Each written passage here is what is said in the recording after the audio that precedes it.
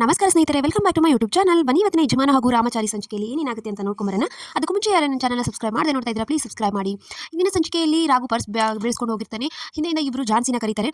Madam, ನಿಮ್ಮ ಗಂಡ purse ಬಿಡಿಸ್ಕೊಂಡು ಹೋಗಿದ್ದಾರೆ ನೋಡಿ ಅಂತ. ಗಂಡನ ಯಾಕೆ ಅಂತ ನೋಡಿ, ಮತ್ತೆ ಪರ್ಸಲ್ಲಿ ನಿಮ್ಮ ಫೋಟೋನೇ ಇದೆಯಲ್ವಾ ಅಂತ ಹೇಳ್ತಾನೆ. ಅವನು ಡ್ರೈವರ್ ನೋಡದೆ ಏನು ಮಾತಾಡಬೇಡಿ ಅಂತ ಬೈದು ಆ ಪರ್ಸ್ನ ತೊಗೊಂಡು ಹೋಗಿ ರಾಘುಗೆ ವಾಪಸ್ ಕೊಟ್ಟು ಕಾರ್ ಹತ್ಕೋತಾಳೆ ಯೋಚನೆ ಮಾಡ್ತಾ.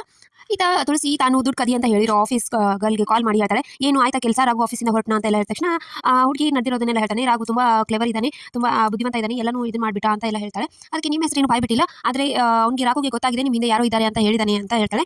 ಇಡಿಯಟ್, ನಿನಗೆ ಮಾಡೋ ಕೆಲಸ ಮಾಡಕ್ಕೆ ಬಂದಿಲ್ಲ ಅಂತ ತುಳಸಿ ಬೈತಾಳೆ. ಆಮೇಲೆ ಈತ ಪ್ರಣವ್ ಏನೋ ಯೋಚನೆ ಮಾಡ್ತಾ ಕೂತಿರ್ತಾನೆ. ನಾನೇ ರೌಡಿ ಬಂದ್ಬಿಟ್ಟು ಕಿಡ್ನಾಪ್ ಮಾಡಿಸಿ ನಾನೇ ಹೀರೋ ಥರ ಕಾಪಾಡ್ತೀನಿ ಅಪ್ಪ ಅಂತ ಅವ್ರ ಅಪ್ಪನ ಮುಂದೆ ಹೇಳ್ತಿರ್ತಾನೆ. ನೀನು ಕಾಮಿಡಿ ಪೀಸ್ ಆಗ್ತೀಯಾ ಇದ್ರ ಮುಂದೆ ಅಂತ ಅವ್ರ ಅಪ್ಪ ಬೈದು ಹೋಗ್ತಾನೆ. ಅಷ್ಟರಲ್ಲಿ ತುಳಸಿ ಕೂಡ ಬರ್ತಾಳೆ. ಏನು ನಿಮ್ಮಪ್ಪ ಬೈತಿದ್ದಾನೆ ಅಂದರೆ ನೀನೇನು ಒಳ್ಳೆ ಕೆಲಸ ಮಾಡ್ತಾ ಇದೆಯಾ, ಮಾಡು, ನನ್ನ ಸಪೋರ್ಟ್ ಇದೆ ಅಂತ ತುಳಸಿ ಹೇಳ್ತಾಳೆ. ಈತ ಜಾನ್ಸಿ ಕಾರಲ್ಲಿ ಬರಬೇಕಾದ್ರೆ ಕಾರ್ ಸ್ಟಾಪ್ ಮಾಡು, ಎಳ್ನೀರು ಕುಡಿಬೇಕು ಅಂತ ಹೇಳಿ ಕಾಲ್ ಬಂತು ಅಂತ ಹೇಳಿ ಹೋಗ್ತಾಳೆ. ಏನು ಮೇಡಮ್, ಎಳ್ನೀರು ಕುಡಿಯೋಕ್ಕೆ ಅಂತ ಹೇಳ್ತಾ ಇದ್ದಾರೆ ಜಾನ್ಸಿ ಮೇಡಮ್, ಏನು ಅರ್ಥ ಆಗ್ತಾ ಇಲ್ಲ ಅಂತ ಹೇಳ್ತಾನೆ. ಇದು ನಮ್ದು ಹಳೆ ಸ್ಪಾಟು, ಈ ಸ್ಪಾಟ್ ಇಲ್ಲ ಮುಂಚೆ ಬಂದಿದ್ವಿ ಅಂತ ಹಿಂದೆ ನಡೆದಿರೋದನ್ನೆಲ್ಲ ಹೇಳ್ತಾನೆ.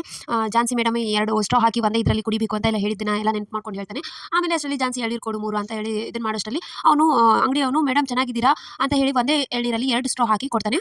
ಇಡಿಯಟ್, ನಾನು ಯಾವಾಗ ಆ ಥರ ಹೇಳಿದ್ದೀನಿ, ನಿಂಗೆ ಗೊತ್ತಾಗಲ್ವಾ ಇದನ್ನು ಕೊಡಬೇಕು ಅಂತ ಒಂದೇ ಇದರಲ್ಲಿ ಅಂತ ಹೇಳಿದ ತಕ್ಷಣ ಏನು ಮೇಡಮ್ ಮತ್ತೆ ಜಗಳ ಮಾಡಿದ್ದೀರಾ ಅಂತ ಎಲ್ಲ ಹಳೇದು ಇದೇ ರೀತಿ ಮಾತಾಡಕ್ಕೆ ಹೋಗ್ತಾನೆ. ಅವಾಗ ಜಾನ್ಸಿ ರಾಘು ಸುಮ್ಮನಾಗಿಸಿ, ನೀವು ಇಬ್ರು ಗಂಡ ಅಂತೀಯಲ್ವಾ ಅಂತ ಇನ್ನೇನು ಅವ್ನು ಹೇಳೋಷ್ಟರಲ್ಲಿ ರಾಘು ಸುಮ್ಮನಾಗಿಸ್ಬಿಡ್ತಾನೆ.